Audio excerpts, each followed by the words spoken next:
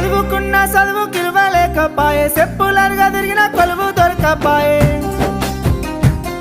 వ్యవసాయం చేద్దామంటే సొంత భూమి లేక మూలకున్న ముసలి దాని సొమ్ములమ్మి ఏజెంటు చేతుల పైసలు నేబోసి వీసా చేత బట్టి ఇండిగో ఫ్లైట్ ఎక్కి రామ రామ అంటూ నేనొస్తిని 7 సంద్రాల అవతల ఓ దేశము.